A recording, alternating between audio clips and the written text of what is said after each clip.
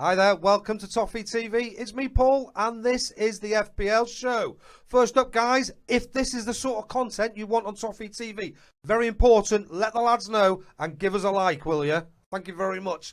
Okay, second of all, I've changed the format slightly. It's hard to pick the top 3 Everton picks at this moment in time, so I've got a slightly different structure. Let me share that with you now.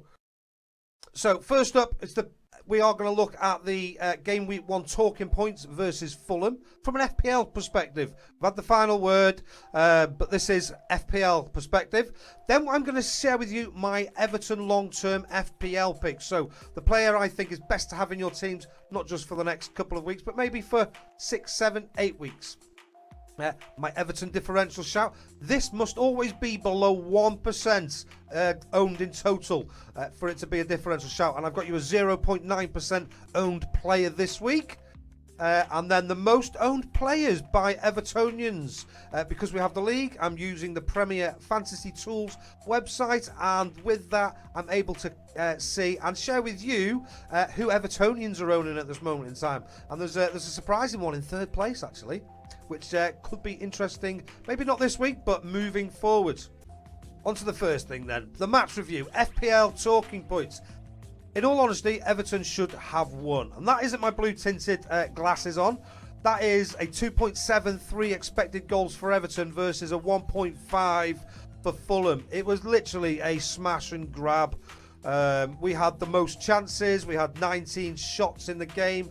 9 of those shots on target versus their total of 9 shots, and only two shots on target, which is, is good for in some senses, but absolutely devastating. We were robbed absolutely on the day, and that ain't my blue tinted specs.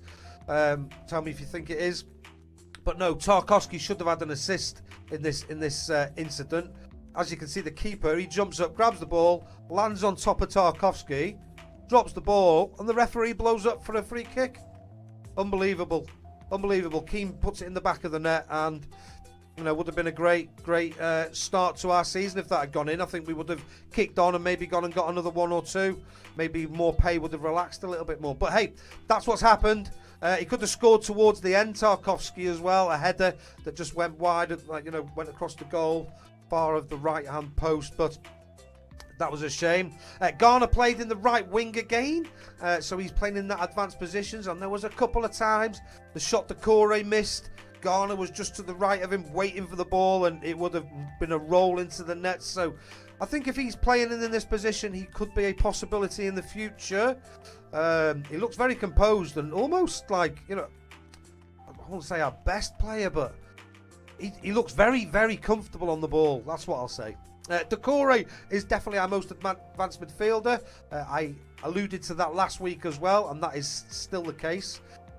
Keane started as the centre-back yet, so no Jared Branthwaite as yet. I know some people waiting for him to start as a £4 million defender, but in our teams, just yet, he has not started. Maybe he'll get the nod next week. Seen 1 or 2 people questioning whether Keane was at fault for the goal.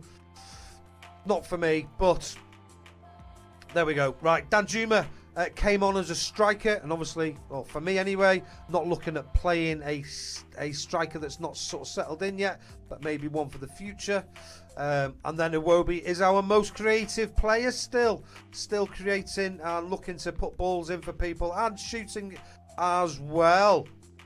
So those are the talking points. If I've missed any Evertonians, do leave them in the comments below, or if you're neutral that's been watching Everton and you think different to me, again, please put your comments in the below, and we'll get to it through our debates. Okay, so my long-term Everton pick, I don't think it's any surprise. It's the highly owned Jordan Pickford. Still only £4.5 million, but he's still got the same opening fixtures. Yes, that should have been a plum fixture, but Jordan Pickford, I was looking at his stats, and he has only conceded 2 shots in the game, 2 big chances conceded, no shots from set pieces conceded, no headers from headed shots conceded. He had an expected clean sheet of 0.34, so he should have been more likely to keep a clean sheet than not. And Fulham had sort of 60% of the possession as well, so really good, I think, stats for him. Not many saves to make. There was 6 shots inside the box, 9 shots in total.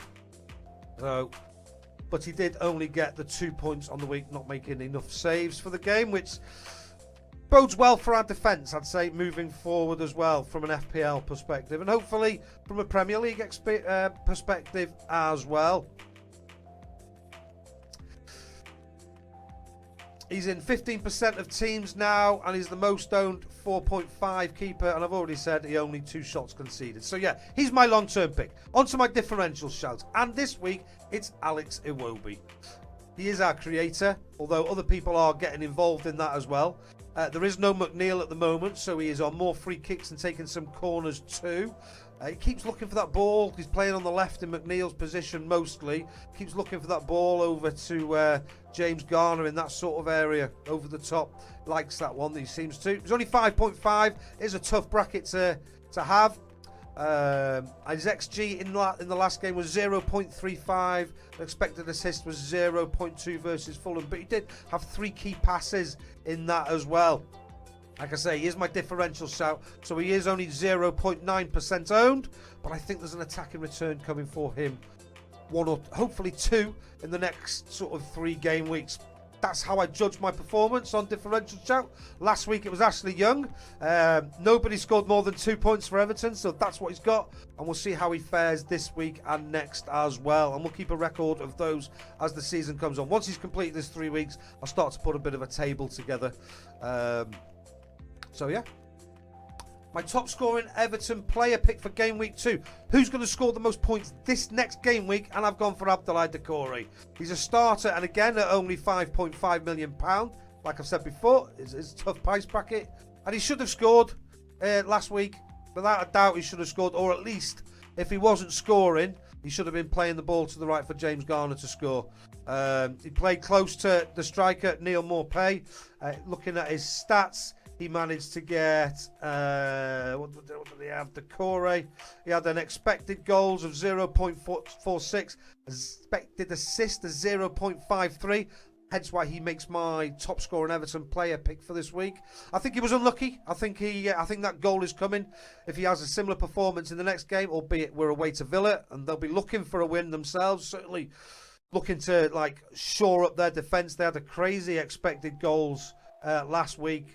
Villa of conceded 4.6, and we know they conceded 5 anyway, so it wasn't against the run of play at all. So hopefully we can go and capitalise that on that a little bit down at their place this week. We shall see. We shall see. Like I said before, he had 5 goals and 2 assists in 15 appearances, so he was getting almost 1 in 2. I'm hoping that one's next this week for us. He had unexpected goals, like I've already said, 4.6 and 5.3. Most owned Everton players by Evertonians, so this is quite interesting. It's Jordan Pickford at the top. He's my long-term pick, as I've said before, but closely followed, actually, 46 out of the 146 teams in the Evertonians Toffee TV Premier League. And by the way, if you're not a Premier member, the QR code will be at the end of the show. I'll share that with you in a moment too. Do come and join us. It's good over there. Lots of Everton stuff if you're an Everton fan. But yes, this is the league, and this is what players are owning. The interesting one for me is the Branthwaite. He's in 20% of Everton teams, so 1 in 5 Everton teams. I think we're expecting him to start. I think we're expecting him to take over from Michael Keane versus Tarkowski. And if we're not, I think it's what a lot of Everton players want. Problem with Michael Keane is he's got an accident in him. He's a mistake waiting to happen. He seems to have a few good games, gets a bit of his confidence back, and then another mistake, and then he's gone for a bit as well. So I think we've seen enough of Michael Keane to know that that's never going to change. And the best thing for him is a new club in the long term. Maybe we do need him as a backup this season, though. But Branthwaite, yes, in a lot of teams, as you see, Keane's nowhere to be seen. You'd have to take this with a little bit of a pinch of salt, I suppose, because we are wearing blue-tinted glasses. I mean, and obviously not everybody's fully engaged. Calvert-Lewin in a lot of teams, in 15 teams there. Young in the same amount of teams as well, and Patterson. But this is how it stands at this moment in time. Interesting to see how that develops as the season goes on. Lovely. Like I said before, if you want to join Premier, there's the QR code. and no reason not to. Daily lives every single day, discount off the t-shirts, mugs, etc. And it's I'm a premium member, a great channel to support. Speaking of supporting channels, support me. Follow my channel on YouTube, FPL Focus. If you want to follow me on Twitter, I don't do it loads, to be honest with you. I do dip in and out of it, but I will put all my shows on there as they come out. Paul Livesey at FPL_Focus. Lovely.